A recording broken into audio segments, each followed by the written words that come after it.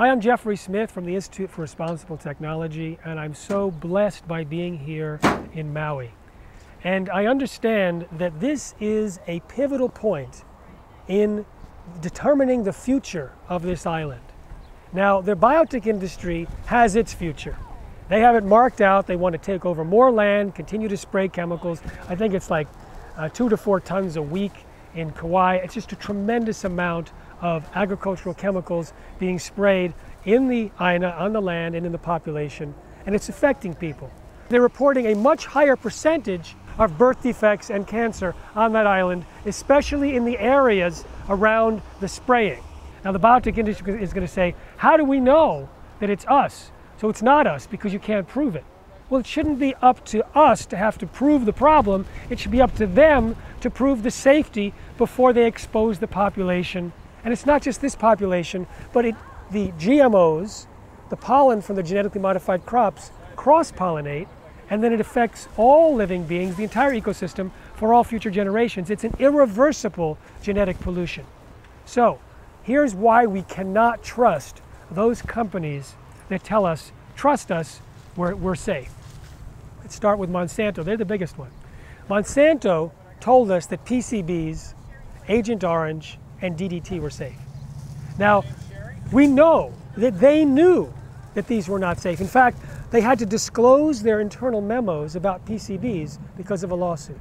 And it was found out that their consultant put fish in a local river next to the PCB factory in Anniston, Alabama, and within about a minute or a few seconds, the fish shed their skin, spurted blood, and floated to the top. They knew that they were poisoning the people of Anniston, Alabama, as well as their Aina, their land. And the response by the Monsanto executive was also found in a memo which was supposed to be destroyed. But it was preserved, it was made public, and it said, we can't afford to lose $1 of business. Well, the people of Anniston, Alabama got very, very sick. In fact, I know one of the physicians that was treating these people that worked at Monsanto's factory, and he said these people were extremely sick, and many people have died since. They got fined $700 million for all sorts of things, for killing and poisoning the people and the land of Anniston, Alabama. But actually, they have had Superfund sites all over the world. When I was in Wales, there was another one discovered, a Monsanto abandoned site, still all the poisonous chemicals in there as their legacy to the people of Wales. When they were claiming that Agent Orange was safe, there was an EPA investigator, Kate Jenkins, who found fraud and said she alleged that Monsanto was committing fraud and that they actually took some people in one of their studies from the exposed group who got very, very ill and pretended that they were actually part of the unexposed group to eliminate the results that they had found in their study, thereby depriving all of the Vietnam veterans any compensation for harm because of Agent Orange.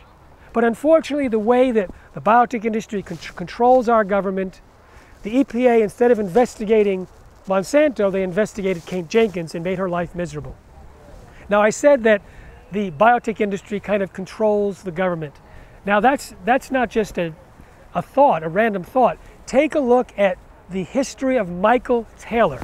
We worked with the FDA, then he became a lawyer in DC, and Monsanto was his client.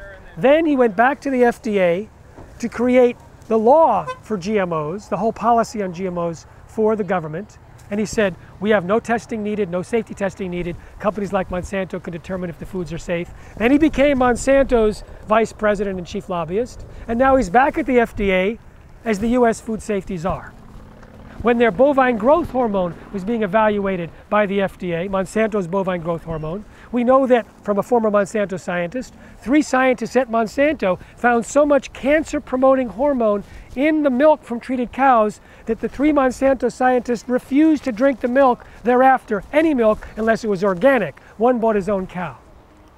The people at the FDA who were working on the approval, the person at the top, Michael Taylor, Monsanto's former attorney.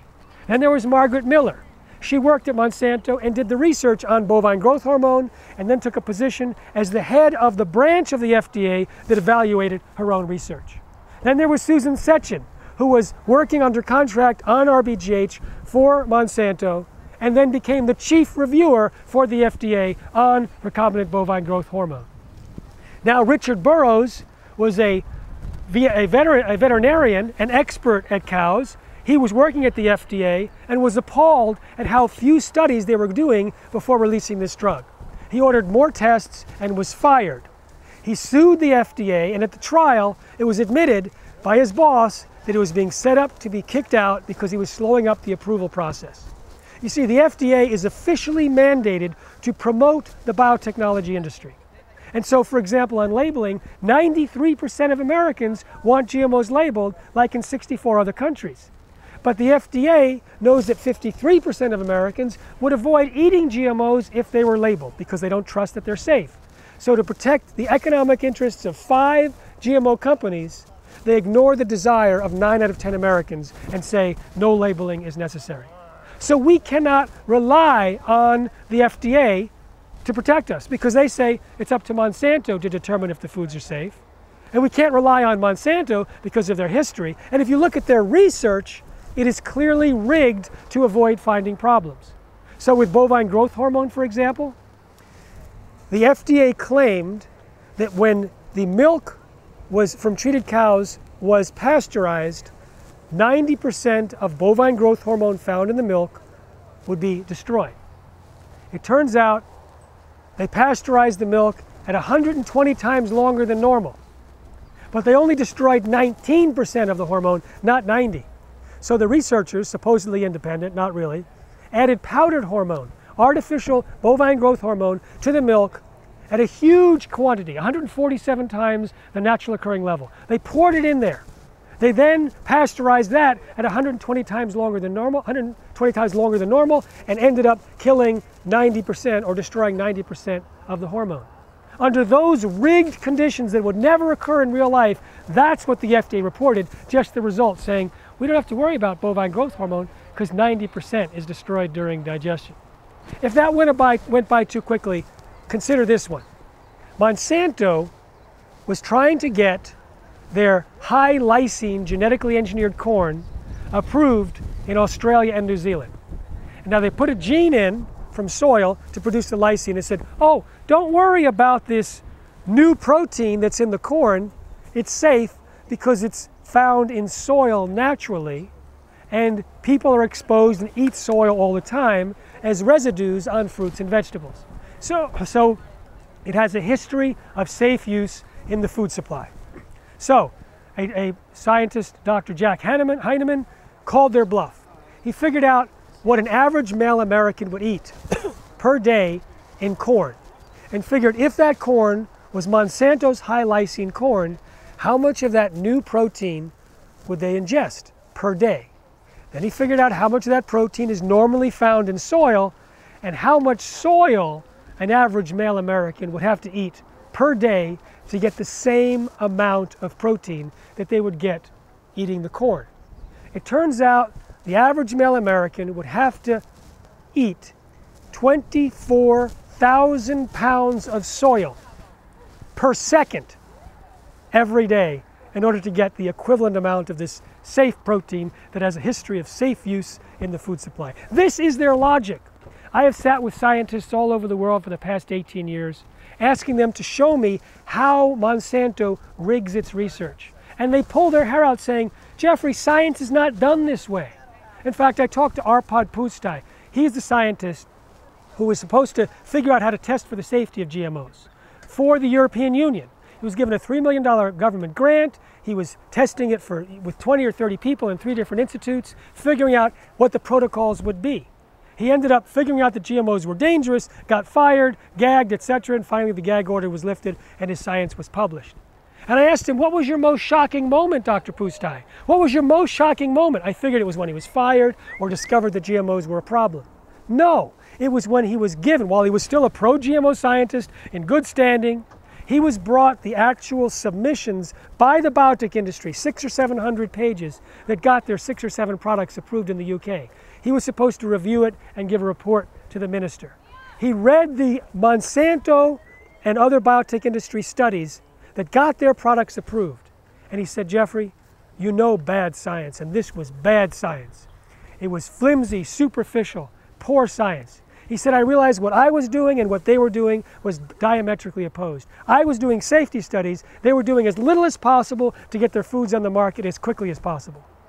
So he absolutely was shocked because he was a man of high integrity, the top scientist in the world in his field, and he was reading what was supposed to be science, but it was corporate science. It was tobacco science. So this is the company, Monsanto, that has basically taken over sections of Maui and say, you don't have to worry about us, we're going to protect you. Well, we have found, if we look at their studies, we see clearly they're hiding signs of toxicity in the animals that are fed GMOs. In fact, a former Monsanto scientist told me that when they fed rats genetically engineered corn from Monsanto, they found dramatic changes in the health of the rats to the negative. And instead of withdrawing the corn, they rewrote the study to hide the effects.